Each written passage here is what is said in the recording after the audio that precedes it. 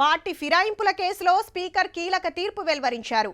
ఎమ్మెల్యేలు దానం నాగేందర్, కడియం శ్రీహరిలు పార్టీ మారారు అనడానికి సరైన ఆధారాలు లేవని ఇద్దరిపై వేసిన అనర్హత పిటిషన్లు డిస్మిస్ చేశారు. సుదీర్ఘకాలం ఇరుపక్షాల వాదనలు విన్న తర్వాత ఇవాళ ఉదయం ఈ తీర్పు వెల్లడించారు అసెంబ్లీలోని తన ఛాంబర్లో. దానం నాగేందర్ సార్ జంపు కాలేదు, కడియం శ్రీహరి సార్ కండువం మార్చలేదు. ఇద్దరు కూడా బీఆర్ఎస్ పార్టీ ఎమ్మెల్యేలే అని ఫైనల్ తీర్పు ఇచ్చిండు స్పీకర్ ప్రసాద్ సారు.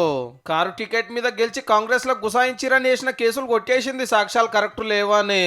నేను ఇక్కడ సభ్యత్వం తీసుకోలేదు, అక్కడ సభ్యత్వం వదులుకోలేదు. ముందే 8 మంది ఎమ్మెల్యేలు పోచారం శ్రీనివాస్ రెడ్డి, కాళీ యాదయ్య, బండ్ల కృష్ణమోహన్ రెడ్డి, గూడెం మైపాల్ రెడ్డి, అరికపొడి గాంధీ, తెల్లం వెంకట్రావు, ప్రకాష్ గౌడ్, సంజయ్ సాల్ర కేసులో కూడా గిదే తీర్పు. ఈ 10 మంది మా పార్టీలో గెలిచి ఆ పార్టీలకు పోయిరు. ఎమ్మెల్యే పదవులకు వెళ్ళి తీసేయాలని సుప్రీంకోర్టు దాకా పోయి కొట్లాడింది బీఆర్ఎస్. మీరే చెప్పున ఎంక్వైరీ చేసి ఏదో ఒకటి చెప్పురని కోర్టు అనుడితోటి స్పీకర్ సార్ అటోళ్లను ఇటోళ్ళను పిలిచి వివరాలు తీసుకుంటే ఒక్కరు కూడా జంపు కాలేదని తేలిందట.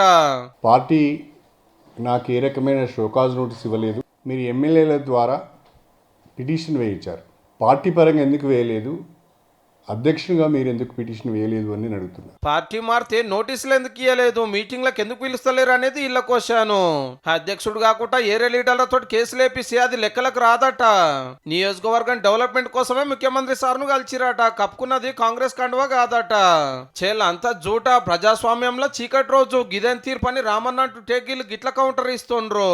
పార్టీ బీఫామ్ మీద గెలిచి ఇంకో పార్టీ బీఫామ్ మీద ఎంపీకి పోటీ చేసినోడు డిస్క్వాలిఫై కాకుండా ఎట్లుంటాడండి? మీరు శుద్ధపూస లెక్క మాట్లాడితే ఎట్లా?